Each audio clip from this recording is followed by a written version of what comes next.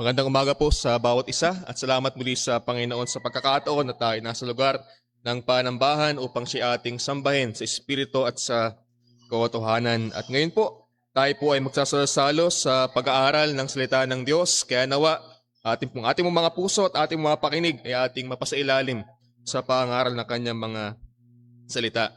Sa ating kasalukuyang panahon, ating mong patuloy na nakikita sa balita ang patuloy na paglala ng tensyon sa pagitan ng bansang US and Israel versus Iran. Nandun patuloy yung mga missile, mga pagbobomba, paggantihan ng bawat panig kahit naroon yung takot, pangamba. Patunay ng mundo ay puno ng kaguluhan.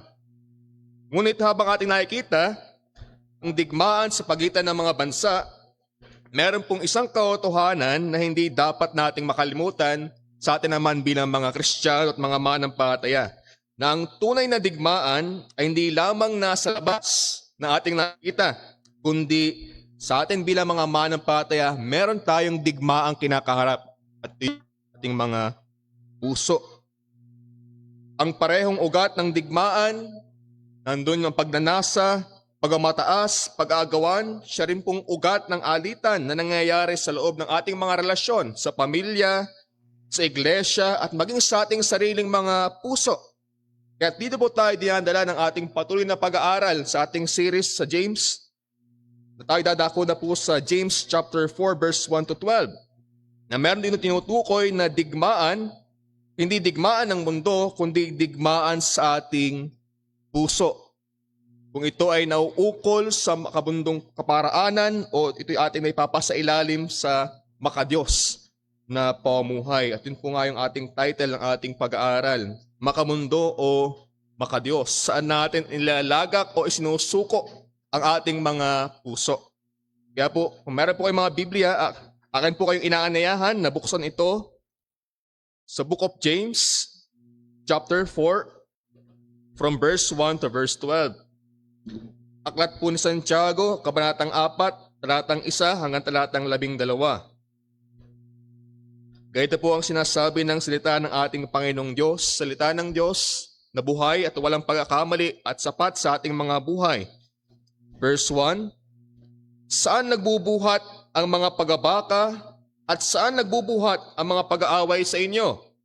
Hindi baga nagbubuhat dito sa inyong mga kalayawan na bumabaka sa inyong mga sangkap? Kayo nag-iimbot at kayo wala. Kayo nagsisipatay at kayo nangaiinggit at hindi maaaring kamtan. Kayo'y nakikipag-away at nakikipagbaka. Kayo'y wala sapagat hindi kayo nagsisingi. Kayo nagsisingi at hindi kayo nagsitanggap sapagkat nagsisingi kayo ng masama upang gugulin sa inyong mga kalayawan.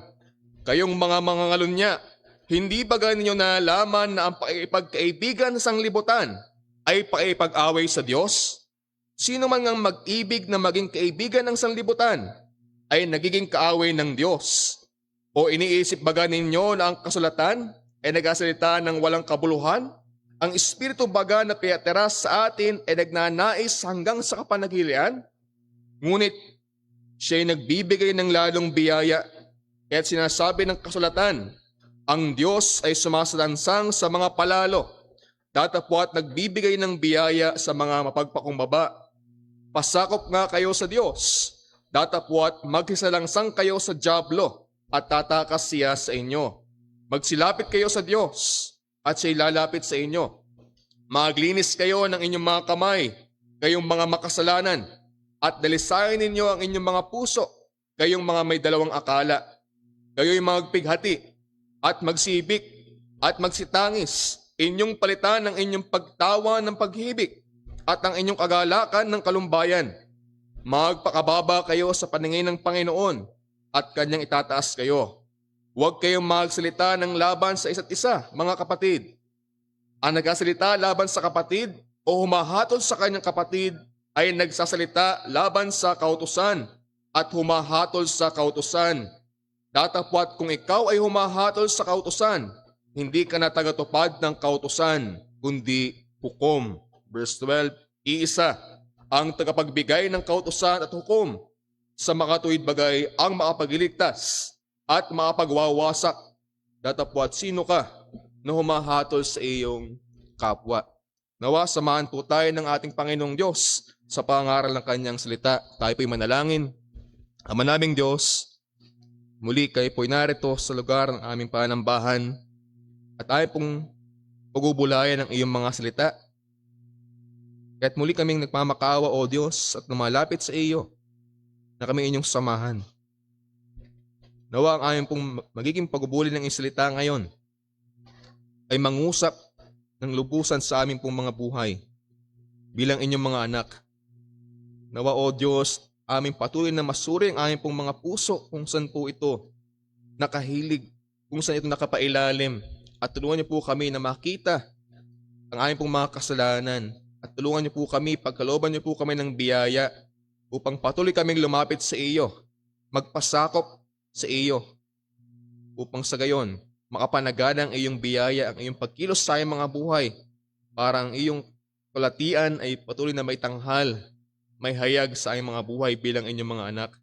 Kaya tulungan niyo po kami ngayong umaga, maging sa kanila na narito ngayon, subalit wala pang panampalataya sa aming Panginoong Hesus, wala pang kaligtasan. Mangusap kayo sa kanilang mga puso. Makita nila ang katotohanan ng iyong salita, ang bigat ng kasalanan, at ang kadakilaan ng aming tagapagligtas, ang aming Panginoong Jesucristo. Kaya't muli sa po namin tiyatagubilin ang mga bagay na ito, alang-alang sa inyong anak, ng aming Panginoon at tagapagligtas na si Jesus. Amen. Again, sa ating pong nabasa ng mga talataan, ito po ay sulat ni Santiago, at kung ating babalikan, ating napag-aralan na ito'y nakatuon, ito'y naka-address sa mga Kristiyano na nasa pangangalat, nasa mga manampalataya na nasa pangingibang bayan dahil ng iba't ibang mga sitwasyon, may mga pag-uusig sa kanila. Sila yung mga manampalataya na nakararanas ng mga pagsubok sa kanilang mga buhay. Sila yung nakakaranas ng mga persecution. Sila yung nakakaranas ng mga kahirapan at maging ng tensyon na panlipunan. Gayunpaman, ipinapakita po sa atin dito ni Santiago na ang lubos na malaking panganib para sa kanila sa mga manampalataya ay hindi ang panlabas nilang mga kinakaharap, hindi ang mga panlabas na mga pag-uusig o mga kahirapan, kundi yung panloob na problema ng kanilang mga puso, yung panloob na pagsalig at pagkiling ng puso sa kasalanan, sa kamunduhan, at sa sarili. Kaya nga kung yung maalala sa ating pag-aaral sa natapos sa chapter ng James chapter 3, naroon na ito ay pinagpauna na ni Santiago sa chapter 3. Tingnan natin yung dalawang uri ng karunungan, na mayroong karunungan mula sa lupa, na makalupa, naroon yung inggit, yung mga makasariling ambisyon, kaya't nagbubunga ito ng kaguluhan. At nakita din natin na mayroong karunungan mula sa langit, at ito nagbubunga ng kadalisayan, kapayapaan at kaamuan. Kaya dito sa chapter 4, ipinapakita ngayon dito yung trahedya, yung magiging bunga kapag ang mga manampalataya ay namumuhay ayon sa karunungang makalupa.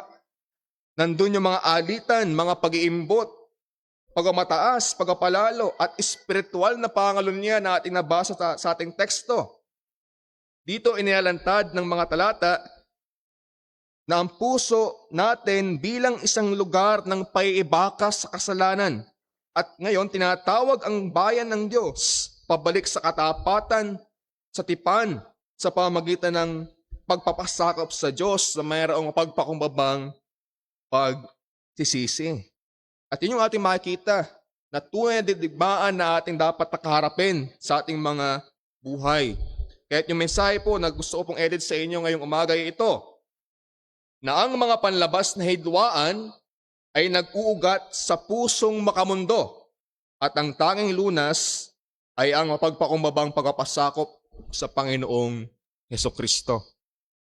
Ang mga panlabas na hidwaan ay nag-uugat sa pusong makamundo at ang tanging lunas ay ang mapagpakumbabang pagpapasakop sa ating Panginoong Hesukristo. Itinuturo po sa atin dito sa Santiago na ang ugat ng hidwaan sa ating mga relasyon ay hindi dahil na mga pangyayari sa ating mga buhay, ng ating mga iba't ibang mga personalidad o ng sistema na ating ginagalawan, kundi ang makasalanang pagnanasa ng ating puso na naipaglaban sa ating mga sangkap. Ang pagiging makamundo, ginagawa nitong espiritual na mga ngalunya ang mga manampalataya. Subalit, gayon pa man, patuloy na nananawagan ang Diyos nag-aalok ng biyayang nagpapanumbalik sa mga nagpapakumbaba. Kaya nga mula po diyan, dalawang bagay ang ating titingnan. Kailangan nating i-recognize na mayroong digmaan sa loob. Pangalawa, mayroong daan ng kapayapaan. Tingnan po natin yung una.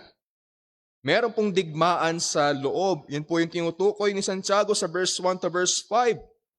Na meron siya pagkatanong sa mga talataan. Sa nagbubuhat, yung mga nangyayaring mga kaguluhan, mga problema.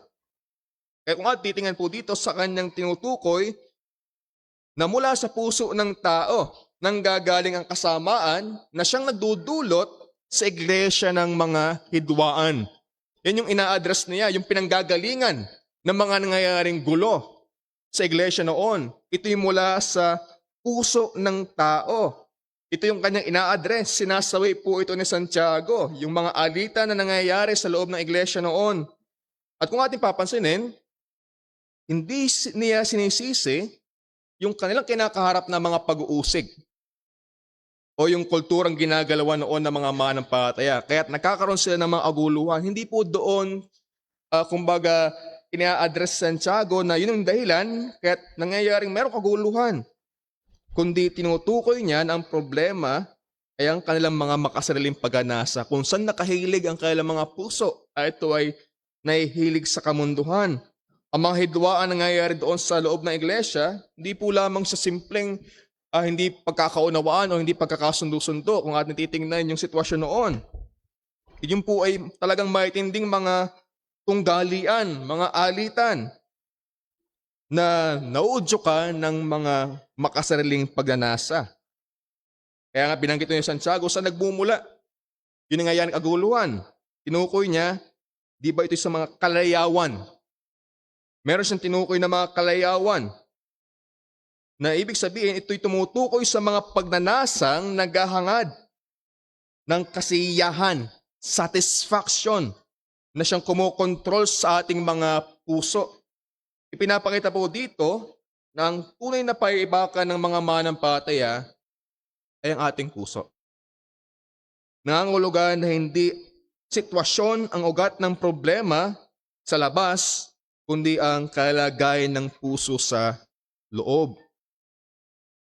Kaya nga yan po yung mismong sinasabi ng ating Panginoong Jesucristo na mula sa loob, sa puso ng tao, lumalabas ang masama ayon sa Mark 7 verse 21.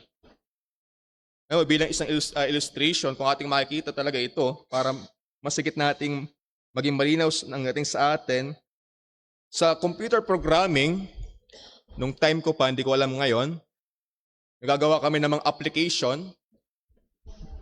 Bago kami magawa ng application, mayroon kami mga ini-input na codes. And then pagka amin yung ine-execute, makikita yung preface, yung pinaka-output.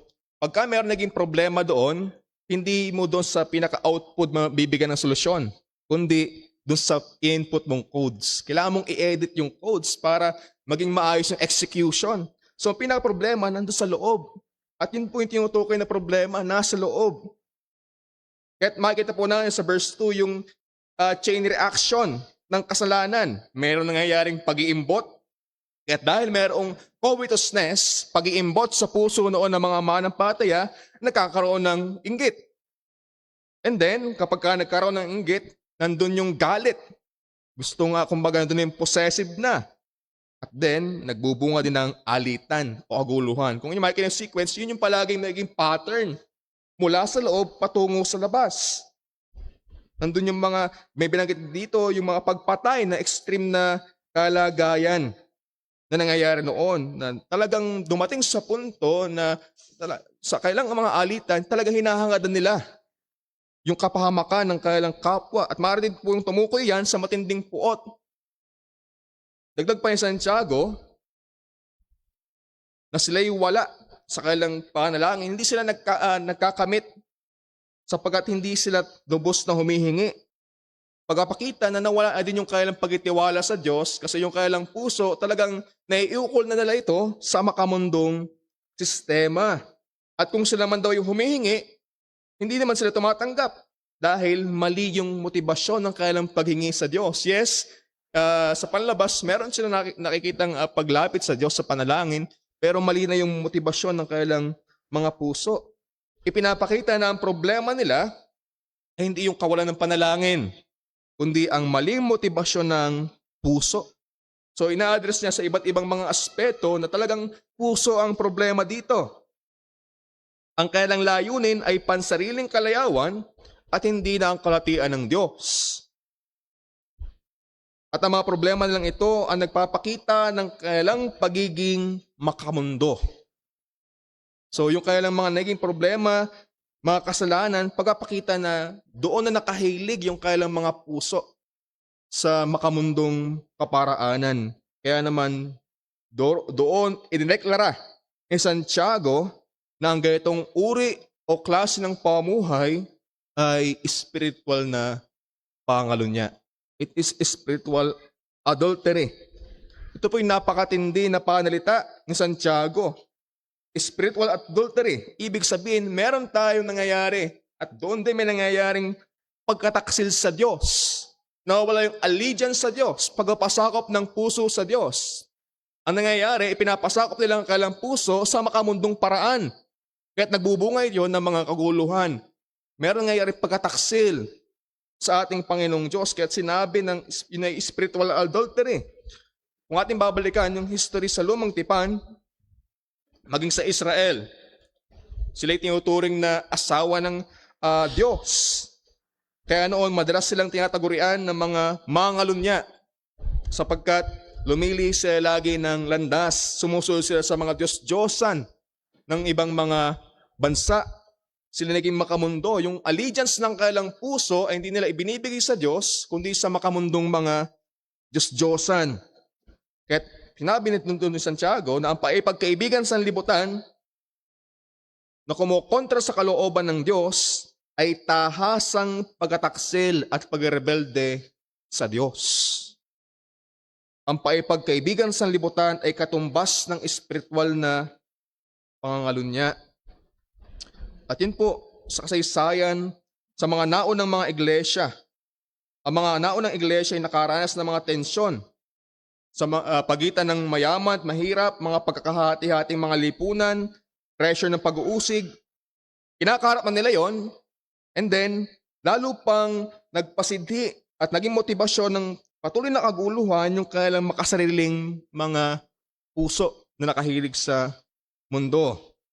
Ayon nga kay Matthew Henry, ang mga digmaan ng mga bansa at alitan ng mga pamilya ay may iisang pinagmulan, ang mga pita ng tao.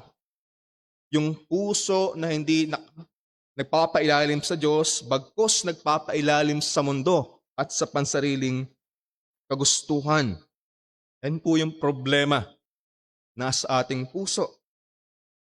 Tulad ng ilang ilustrasyon, tulad ng isang bulkan. Ang ating makikita, yung pagputok nito sa labas, yun po ay dahil mayroon nangyayaring na pressure sa loob. Hindi man yan basta random na puputok. Meron palagi nangyayaring pressure muna sa loob. At ating makita yung kanyang pagsabog mula po sa loob yan. Kaya naman, ang mga alitan o mga hidwaan, mga aguluhan na nakikita sa ibabaw lamang, yun po yung nakikita na ibabaw lamang ng mas malalim na puwersa na nagmumula sa puso na nakahilig sa kasalanan. Yun po yung problem. Kaya po yung point na gusto ko pong edit sa inyo ito, na ang hidwaan ng tao ay palaging nagmumula sa maling pag-ibig. Ang pag-ibig sa sarili, ang pag-ibig sa kasalanan, at sa mundo kaysa sa Diyos. Yun yung problema. Ang lahat ng aguluhan na ating kinakaharap, alitan, conflict, issues, palagi yan nagmumula sa maling pag-ibig. Pag-ibig na nakasalig sa ating sarili, sa mundo, sa kasalanan kaysa sa Diyos. At yun yung problema, ang ugat ng lahat ng hidwaan ay misdirected worship. Lumilihis na pagsamba, allegiance. Yun palagi yung pinakaugat ng problema na nangyayari. Kapag hindi lubos na nagpapasakop ang ating puso sa Diyos, humihilig ito sa ibang mga bagay kagaya ng ating makasariling mga kagustuhan, makamundong mga kaparaanan, kaya't nagbubunga yon ng ating panlabas na nakikitang mga alitan at hidwaan.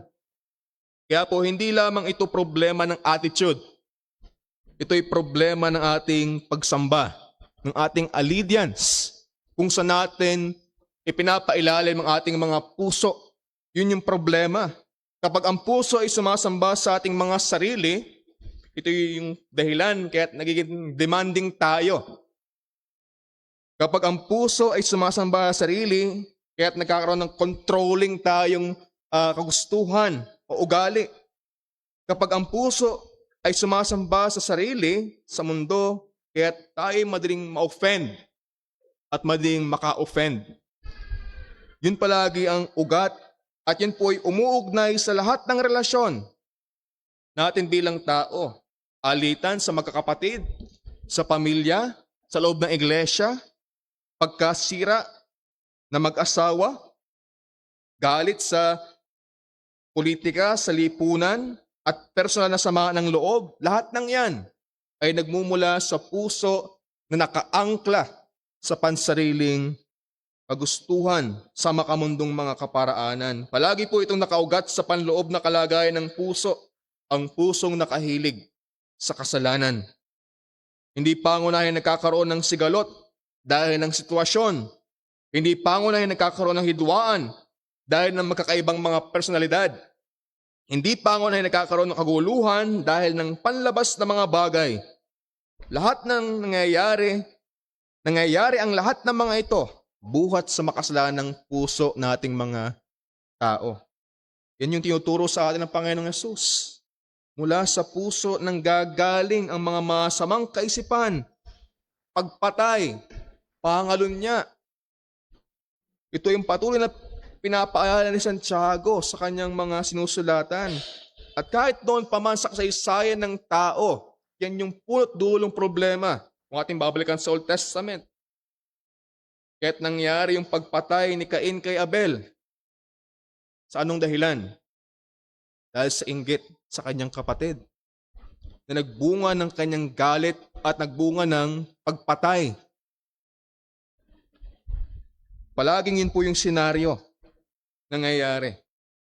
Kung saan natin inilalagay at nilalagak ang ating puso, ayun yung ating gagawin.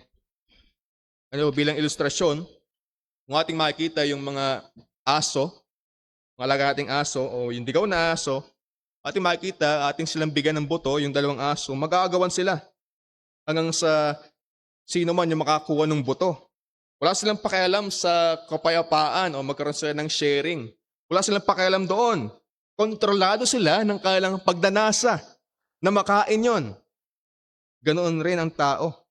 Kapag hindi niya napamahalaan ang kanyang puso, wala siyang pakialam.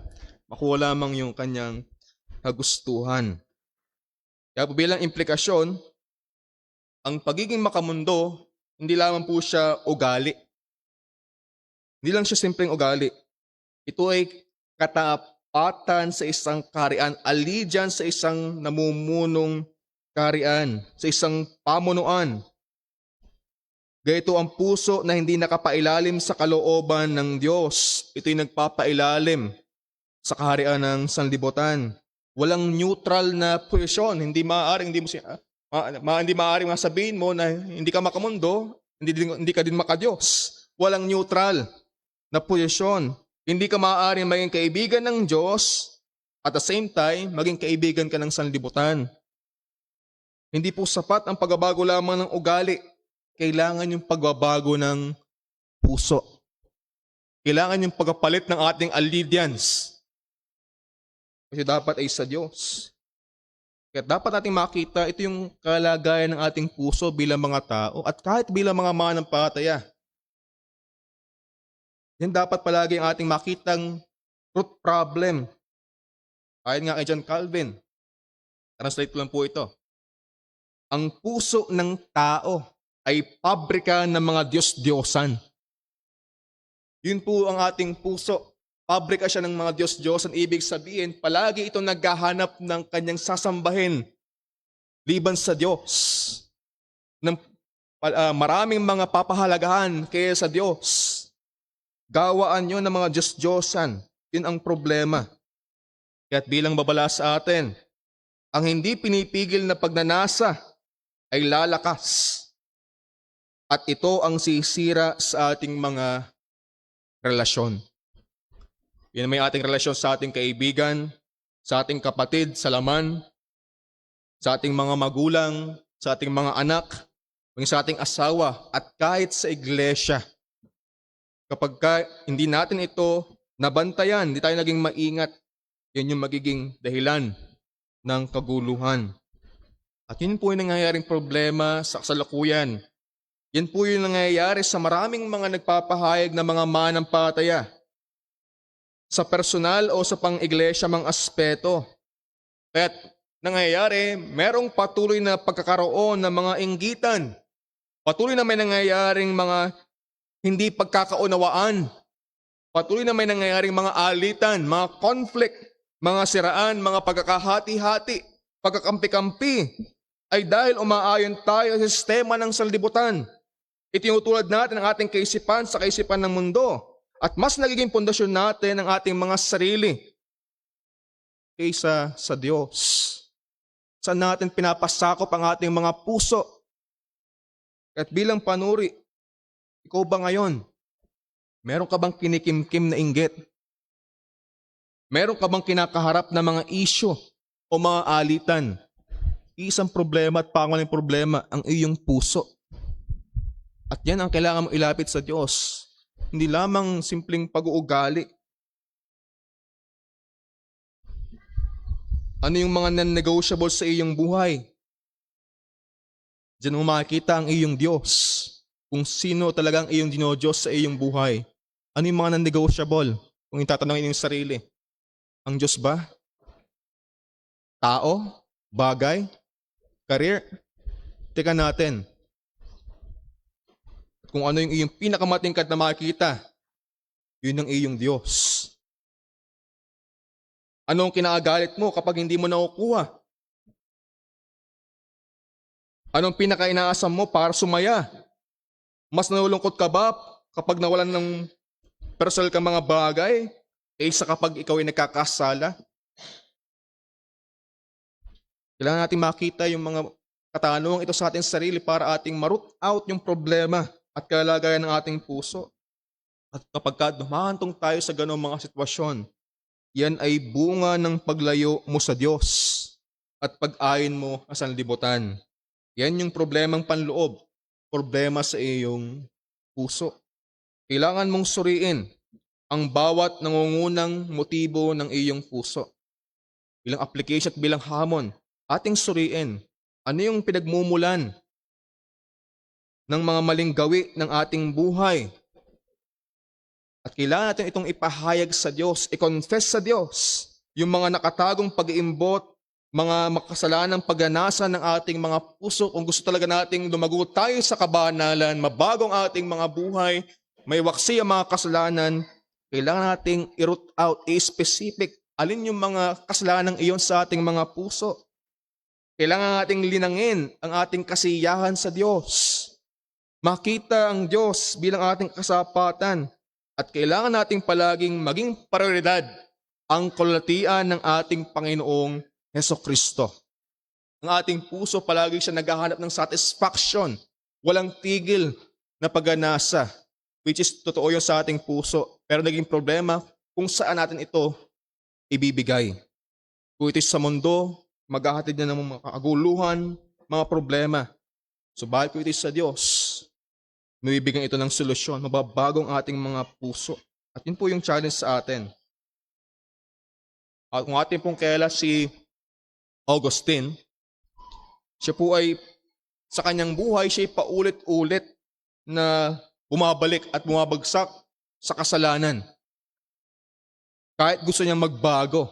Gusto niya magbago yung kanyang mga ginagawa. Subalit, andun yung kanyang paghihimagod, paulit-ulit lamang siya, hindi niya magawa sa kanyang sarili na baguhin ang kanyang mga ginagawa. Hanggang sa isang araw, may narinig siyang boses. Take it and read it. At nakita niya yung Biblia. Naka-open sa aklat ng Roma chapter 13. At nung mabasa niya yung talataan doon nagsimula ang kanyang tunay na pagbabago. Hindi dahil sa kanyang effort, kundi dahil sa biyaya ng Diyos.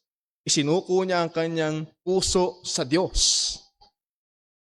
Ang pagbabago ay nangyayari kapag ang puso ay nakatagpo ng Diyos. Kaya't kalaunan, kanyang isinulat, our heart is restless until it rests in you, in God. Walang kapahingahan ang ating mga puso. Totoo yon. Subalit makakasumpong iyon kapag tayo'y namahinga sa ating Panginoong Diyos. At yun po dapat yung ating hakbang. Tayo ay lumapit sa Diyos at ating iayon ang ating mga puso sa Kanyang kalooban.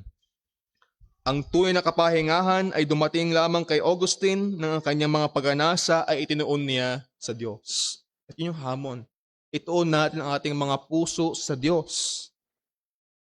Kung hindi ito tinutuon sa Diyos, isa lamang ang mangyayari. Pinakatuon sa kasalanan. Walang middle ground. Kaya dapat nandun yung ating allegiance sa ating Panginoong Diyos. At yun po ang digmaan sa ating panloob na buhay. Pangalawang bagay, bagaman nandun yung digmaan sa panloob nating mga buhay, meron din po namang daan ng kapayapaan.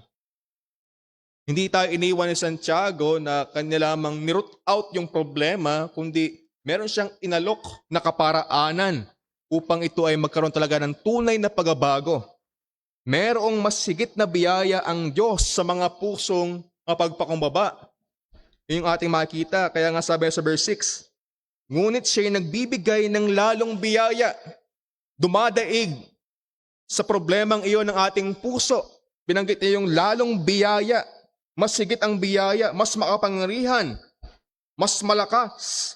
Dito idinitin ni Santiago na bagaman ganito katindi ang ugat na problema ng ating puso, mas malaki ang biyaya ng Diyos kaya sa ating mga kasalanan. Hindi tayo hopeless. Kaya dapat nandun ating kinikilala yung kanyang biyaya. Kaya sabi doon ni Santiago, ang Diyos ay sumasalangsang sa mga palalo. Tatapwat, nagbibigay siya ng biyaya sa mga mapagpakumbaba. At ito po yung natiling panawagan ng pagsisisi ng Panginoon sa kanyang bayan. Nanawagan ang Diyos ng pagsisisi patuloy sa kanyang bayan kahit noon pa man sa Old Testament.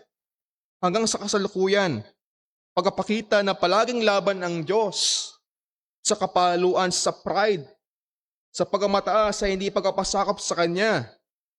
Subalit gayon pa man, ang Diyos ay nagtataas nilang mga lumalapit sa Kanya na mayroong pagpapakumbabang puso, na mayroong pagtanggap, mayroong pag-amin, na hindi nila kaya sa kanilang mga sarili. At mula riyan, sa panalala ni Santiago, sa mga sumunod niya mga salita, nandun yung mga utos na upang ating i-consider, upang patuloy na mabago yung ating puso. Nandun yung mga hakbang na dapat nating gawin bilang mga manampalataya. Sabi nga sa verse 7, ngayon, pasakop nga kayo sa Diyos. Datapwat magisalangsang kayo sa dyablo. Ito yung unang utos at di aksidente na nauna na dapat daw tayo mag-submit sa Diyos, magpasakop sa Diyos. Kasi pag tayo nagpapasakop ng ating puso sa kasalanan, yun ang nangyayaring mga kaguluhan. So ang pinaka-first step na dapat natin gawin, ipasakop natin ang ating mga puso sa Diyos. Datapwat magisalangsang sa dyablo. So ang tanging paraan ay ang lubos na pagsuko at pagpapasakop sa ating Panginoon. seryosong pagbubulay ng ating sarili, pagtugon ng ating pusong ito na makasalanan na wala tayong pag-asa magagawa para baguhin. Kung gusto talaga natin itong magkaroon ng paglago, pagbabago sa kabanalan, atin itong ibigay sa Diyos. Isuko natin ang ating mga sarili sa Diyos, sapagkat hindi natin maaaring labanan ng kasalanan, ang dyablo. Habang mayroong rebeldeng puso tayo sa Diyos, kailangan natin munang ibigay yung ating allegiance sa ating Panginoong Diyos. Sapagkat ang tunay na panagumpay, yun po muna ay nakisimula sa pagsuko. Hindi tayo makapanagumpay sa kasalanan sa ating sarili at sa dyablo kung hindi muna tayo susuko sa Diyos. Kaya pangunahin, dapat natin isuko ang ating mga puso sa Diyos. At so niya, nautos sa binanggit ni Santiago, matapos yun, magsilapit ngayon tayo sa Diyos. At naroon na siya lalapit sa inyo. Napakaganda ng pangako ng Diyos na nag-aalok patuloy ng paglapit sa Kanya, na pag tayo din lumapit sa Diyos, lalapit sa atin. Subalit, ito'y nangangailangan. May binabanggit si Santiago, ng paglapit sa Diyos, nangangailangan niyo ng paglilinis ng ating mga kamay na Kanyang tinitingnan o binabalikan yung paghugas ng kamay sa kanilang pagdako noon sa temple sa Old Testament. Pinapakita doon na dapat merong mangyaring pagbabago sa kanilang mga ginagawa. Meron ng pagwaksi ng mga kasalanan, yung gawa na kanilang ginagawa. And then, nandun din dapat yung pagdalisay ng puso. Ibig sabihin, yung pag-alis ng kasalanan sa ating motibo. Paglilinis, pagkabaging dalisay ng ating motibo sa Diyos, sa ating paglapit sa Kanya. And yung sunod na utos sa verse 9, ay magpighati, magsihibik, magsitangis. Yan ngayon yung pagtukoy ni Santiago na talagang sila magkaroon ng tunay na pagsisisi. Yun yung binabanggit nito dito. Magpighati, magsibik, magsitangis. Tumutukoy po yan sa totoong pagsisisi. True repentance, hindi lamang superficial regret. Kalumbayan, kung din tinutukoy niya dito, ay godly sorrow. Paltan ninyo ang inyong mga pagtawa ng paghibik dahil sa kasalanan. Makita niyo ito ng seryoso. At kung atin nakikita ng seryoso yung kasalanan, talagang makita natin yung bigat. At yun daw yung ating palaging i-cultivate. Magpighati tayo, tingnan natin yung bigat ng ating kasalanan. Iwas natin yung superficial lamang, simpleng emosyon. At magpakababa, sabi ni Santiago, at tataas tayo ng Diyos. Ito po palagi yung principle ng kaharian. Kingdom principle. Ang nagpapakababa ay tinataas ng Diyos. At yun po yung ating makikita sa ating Panginoong Kristo na ating pinakahalimbawa sa kanyang pagpakababa hanggang sa kamatayan sa krus. Nandun na siya itinaas ng Diyos. Yun yung pinaka-pattern palagi natin. Palagi tayong babalik sa gawa ng ating Panginoong Kristo para may sa buhay ito. At kapag kaya yung ating ginawa, dapat wala ng pagsasalita laban sa isa't isa. Na tinutukoy din po ni Santiago. Na yun ay bunga ng pride.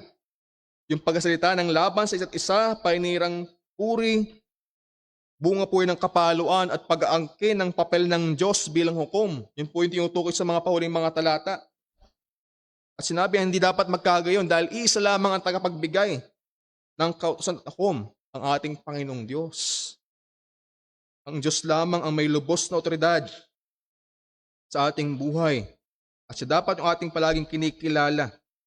Yun po yung sequence ng mga utos hanggang sa magkaroon tayo ng tunay na pagsisisi at panibagong mga kagawian. At yun po saksaysayan ng ating pag-aaralan ang mga Puritans. Mga grupo po sila ng mga Kristiyano noon na talagang sila mas sugid sa kabanalan. Binibigyan po nila lagi ng diin yung pagpapakumbaba ng puso na napaka-essential niya. Napakahalaga niya sa spiritual awakening, sa revival. Kaya nga, isa sa kanila, na Puritans, John Owen, kaya nga sabi niya, patayin mo ang kasalanan o ang kasalanan papatay sa iyo. Binibigyan nila ng halaga yung panloob na kalagayan ng kanilang puso, yung allegiance ng ating mga puso. May mahalagang papel yan sa pagkilos ng Diyos sa atin. Kaya po bilang punto, ating makikita na ang kapayapaan sa Diyos ay dumarating sa pamamagitan ng pagpapakumbaba, hindi sa sariling pagsisikap. Yun palagi yung ating makikita, na darating yung kapayapaan sa Diyos kapag tayo nagkaroon ng pagpapakumbaba, na tayo sumuko sa Diyos, itigil yung ating pagmataas at sumuko sa Kanya. Kaya po hindi po ito simpleng pagbabago lamang ng gawi. Hindi ito simpleng pag-iwas lamang sa kasalanan. Hindi po ito simpleng pagdaragdag lamang ng gawain para maibali yung ating atensyon at huwag tayong magkasala. Hindi po ito sa kung anumang bagay na ating maiisip na gawin, kundi ito'y sa paglapit sa Diyos na may tunay na pag-isisi dahil sa pagtingin ng kalagayan ng ating puso na siyang pinakaugat na problema. Kaya dito papasok ang katotohanan ng pangailangan natin ng biyaya ng Diyos. Kailan yung huling beses na ating nakita na ang biyaya ng Diyos ay yun lamang yung tanging pag-asa natin, na tanging natin lamang malapitan, tanging lamang ating pangailangan. Kailan yung huling beses tayo umanga sa biyaya ng Diyos? Na lumapit tayo sa Diyos na nahingi talaga ng biyaya. Kadalasan, sa ating buhay, aminin man natin sa hindi, ginagawa natin ng kaparaanan sa ating sarili. Pero kung ating titingnan yung bigat na problema ng ating puso, wala tayong magagawa. Kailangan natin ng biyaya ng Diyos. Yung nireveal na problema ng puso, pagpapakita yan na hindi natin kaya. Tayo mga mahihina, palagi natin kailangan ng biyaya ng Panginoon. Pagkalooban tayo ng tunay na pag-isisi. At ang tunay na pag-isisi ay kinabibilangan ng pagsuko ng ating kalooban sa Diyos. Kinabibilangan ng paglaban sa kasamaan. Kinabibilangan ng paglapit sa Diyos. Kinabibilangan ng pagbabago ng ating puso at gawa. At yung ating makikita sa mga talataan sa New Testament, sa Gospel, sa Luke 18, yung maniningil ng buwis, ating makikita, inari siyang matuwid dahil siya nagpakumbaba. Yun palagi po yung nangyayari na halimbawa at maging sa ating Panginoong Jesucristo sa Philippians 2. Yung kanyang pagpapakumbaba, yun po yung nagdala sa kanya sa pagdakila sa kanya. Yun po palaging ating balik-balikan na katotohanan kung paano ito ipinakita sa atin ng Panginoong Jesucristo. Ano po bilang ilustrasyon, alam po natin ng tubig, palagi po siyang pababa yung agos. Hindi natin makikita siya tumataas. Palagi siyang pababa pagka atin siyang ibinuhos. Ganyan din po ang biyaya ng Diyos. Dumadaloy siya sa mababang puso, sa mapagpakumbabang puso. Kung tayo mapagmataas, hindi dadaloy ang biyaya ng Diyos. Pero kung tayo mapagpakumbaba, doon maaaring ibuhos ng Diyos ang kanyang biyaya sa atin.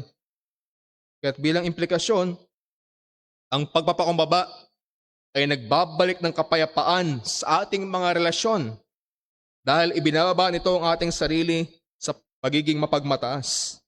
Ang pahinihang puri at pagkakataon sa ating kapwa ay bunga po yan ng pride. Yan ay pag-aangkin ng papel ng Diyos bilang hukom.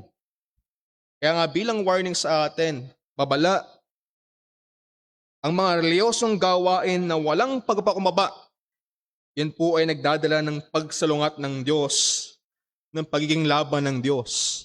Tayo man ay may mga ginagawang mga reliyosong gawain, kung wala tayong pagpapakumbaba, ang Diyos ay palagi sumasalungat sa mga pagmataas.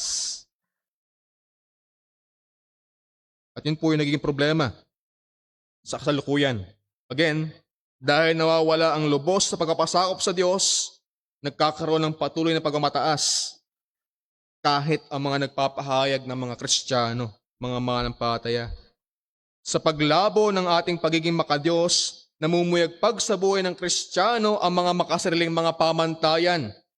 Ito marahil ang dahilan kaya't masyado ang kritikal sa iyong kapatid. Iyan ang dahilan kaya't madali kang magalit. Iyan yung dahilan kaya't madali kang magkimkim ng sama ng loob. Iyan ang dahilan kaya't madali kang makaisip ng mga masamang bagay. Iyan yung dahilan kaya't madali kang madala ng iyong emosyon. Iyan ang dahilan kaya't Madali kang makapagsalita ng masakit na panalita. Yan ang dahilan kaya't madali kang ma-offend at maka-offend. Dahil ng puso na nakaayon lamang sa ating sariling pamantayan, hindi sa Diyos. Lahat ng iyan ay dahil sa masyadong pangingibabaw ng ating sarili kaysa sa pangingibabaw ng Diyos sa atin, mga sarili. Lahat tayo, honestly, bumabagsak tayo sa mga ito, kahit ako. Kailangan natin ng pagtanggap kung gusto na talaga natin magkaroon ng pagbabago. At ito'y patuloy na panawagan sa atin na isuko ang ating mga puso sa Diyos. Na lumago sa ating pag-isisi. Magkaroon talaga tayo ng bagbag na damdamin, bagbag na puso sa patuloy na pagsalig at pag-asa lamang sa awa ng Diyos. Kailan tayo nanalangin sa Diyos, nabigyan tayo ng puso talaga nagsisisi. Hindi lamang pusong nalulungkot, nalulumbay sa kasalanan, kundi naroon yung pusong bagbag na merong kahandaan na baguhin ang ating mga buhay at mga ginagawa.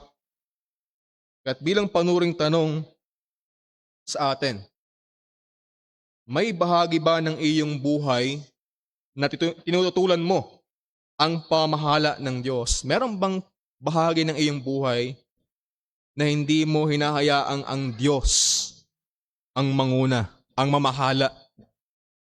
At sa area ng iyong buhay na yan, kapag hindi ang Diyos ang namahala, yan po yung nagbubunga ng kasalanan. So, kalawang tanong, kapag ikaw ba ay nasaway sa iyong kasalanan, sa iyong kamalian, nagsisisi ka ba agad? O nagdadahilan? Mabilis ka bang humatol sa iba? Ngunit mabagal magsuri ng sarili? Nakita ba sa buhay mo ang pagdepende sa biyaya ng Diyos? Dapat po nating sagutin ng tapat ang mga bagay na ito sa ating sarili. At lubos nating tingnan kung ating masagot ang mga bagay na yan at yun, totoo. Pagkapakita yun ng talagang pangailangan natin na patuloy tayong lumago sa ating pag-isisi. Patuloy tayong lumago sa biyaya ng Diyos. Yan dapat yung maging mahalaga sa atin bilang mga mananampalataya. Kaya po bilang hamon, aminin at ipahayag mo ang iyong mga kasalanan sa Diyos at patuloy ng kanyang awa. Simple lang po, pero dapat maging totoo tayo dito. Aminin natin at ipahayag ang ating mga kasalanan sa Diyos. Humingi tayo ng patuloy niyang awa. Ugaliin natin ang pagpapahayag at pag-isisi ng ating kasalanan. At linangin natin sa araw-araw ang ating pagsuko kay Kristo. Na siya palagi yung manguna sa ating mga buhay. At pagka nangyari yan, mangyayari at ipapakita ng Diyos ang kanyang pagkilos sa ating mga buhay. Ang kanyang paghubog sa atin. Kung alam po natin ang kasaysayan, noong 1904, nagkaroon po ng malaking revival. Yung po yung tinatawag na Welsh Revival ng 1904. Nang isa sa sangkapan doon ng Diyos na tagapanguna ay si Evan Roberts. At yung tinitingnan na kinasangkapan ng Diyos na mga kaparaanan para magdala ng ganoong kalaking revival, nandun yung 4 na hakbang na kung saan kanilang inugali dahil nakita nila yung problema ng kanilang puso. Kaya naging ugali nila na palaging ipahayag ang lahat ng kanilang kasalanan. Na talikuran at kahit ang kahinahinalang mga gawain sa kanilang mga buhay. At sa pag-udyok ng Espiritu, magkaroon agad sila ng pagsunod at palaging ipahayag si Kristo sa kanilang sarili at maging sa ibang tao. Yun palagi yung kanilang paulit-ulit na ginagawa. Repentance sa kasalanan, pagtalikod sa mga bagay na ipagkakasala nila, sumunod lagi sa udyok ng banal na Espiritu at palaging ang Panginoong Jesucristo ang ihayag sa sarili at sa ibang tao. Kaya kinasangkapan niya ng Diyos, libo-libo ang nabago dahil ng pagpapakumaba, pag-asa lamang sa Diyos. Yun yung nagbukas ng daluyan ng biyaya ng Diyos. Sa ating panahon ngayon, hindi matitiyak kung mauulit ang ganitong klase ng revival, ang ganitong kalaking revival.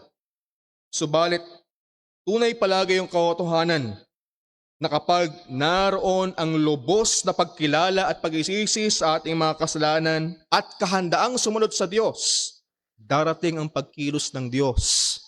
Kapag hindi nawawala sa atin yung patuloy nating pag-isisi sa ating kasalanan, pagkilala ng ating kahinaan, pagkilala ng biyaya ng Diyos, darating at darating na kikilos ang Diyos para tayo baguhin. At yung mismong paglago natin sa pag-isisi at paglago natin ng pananampalataya sa Kanya, yun ay pagkilosan ng Diyos. Kaya di dapat nawawala yung ganyang uri ng hangarin sa ating buhay bilang mga mananampalataya. At yun po dapat yung ating linangin bilang mga Kristiyano. Kaya po bilang konklusyon, nakita natin yung ating talataan.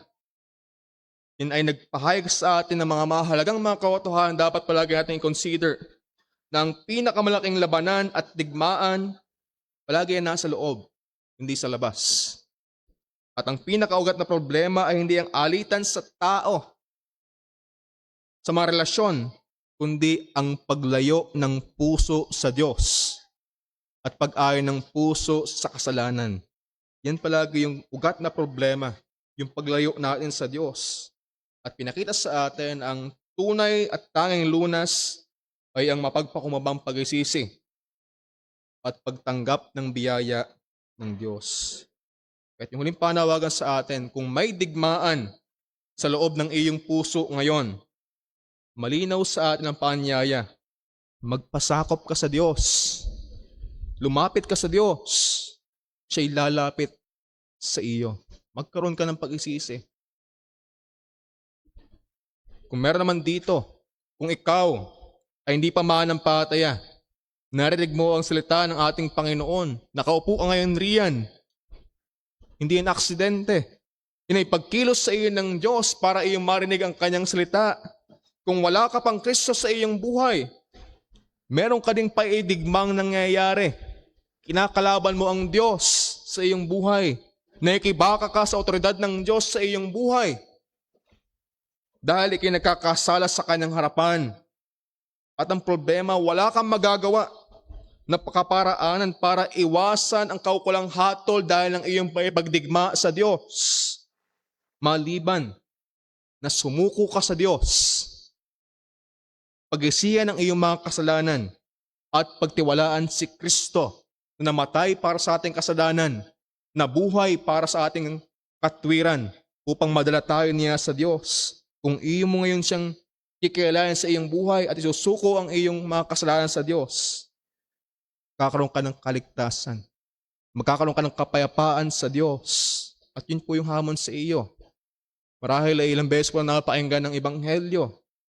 Pero ang tanong, hanggang kailan mo babalawalain yung pagtugon sa Ebanghelyong napakinggan mo? Sana, huwag mong aksayahin ang araw na ito. Yan ay biyaya ng Diyos. Sapat darating at darating yung Kanyang kahatulan. Hindi man ngayon. Subalit kung hindi ka susuko sa Diyos, kakaharapin mo yan kapag humarap ka sa ating Panginoong Diyos. Tayo po'y manalangin. Ama naming Diyos, muli kayo po'y nagpapasalamat sa iyong mga salita na ayon pong malayang nabubulay. Nagpapasalamat kami, O Diyos, sa mga katotohanan na patuloy na sumasaway sa amin. Humihikayat sa amin, O Diyos. Kaya tulungan niyo po kami na makita ng lubusan ang pinakaproblema ng aming buhay ay ang aming puso. Tulungan niyo po kami bilang mga mananampalataya na ang puso naming ito ay palagi namin maisuko sa iyo. Alam namin, O Diyos, na wala kaming anumang kasapatan sa ibang mga bagay. Ang pag-consider namin ng mga bagay ng mundo, mga temporal lamang ito na nagdadala ng kapahamakan. Kaya turuan niyo po kami na palagi namin maisuko ang aming buhay sa iyo. Nang sa gayon kami lubos yung magamit para sa iyong kaharian. May tanyag ang iyong kahatian sa iyong mga buhay. Gayon din, Panginoon, nilalapit po namin ang iyong mga bisita ngayong umaga. Di po namin alam ang kailang mga kalagayan, subalit malinaw ang iyong salita na kung hindi pa sila sumusuko sa iyo sa pagkapanginoon ng aming Panginoong Jesucristo, natili sila sa pakipagkaibigan sa kalang kasalanan. At kayo hindi nalulugod sapagkat kayo banal at makatarungan. Meron kayong kaukulang parusa. Ito yung impyerno. Subalit dahil ang iyong pag-ibig, kaya't ang Panginoong Yesus ay namatay para sa aming mga kasalanan. Kaya tuloy niyo po sila na makita ang kagandahan at kadakilaan ng aming tagapagligtas, ang aming Panginoong Yesus. Mangusap kayo sa kanilang mga puso. Tumawag kayo, O Diyos, sa kaligtasan. At nawa, O Diyos, ang iyong pangalan lamang ang aming maitaas sa iyong pagkilos ng pagliligtas. Maging sa aming, O Diyos, na paglago bilang mga manampalataya. Nawa, naging pagkapala ang iyong mga salita at magatid ito sa aming patuloy na paglago sa kabanalan. Kaya't muli, ikaw ang aming tiyataas, pinaupurihan sa pangalan ng inyong anak, ng aming Panginoong Yesus. Amen.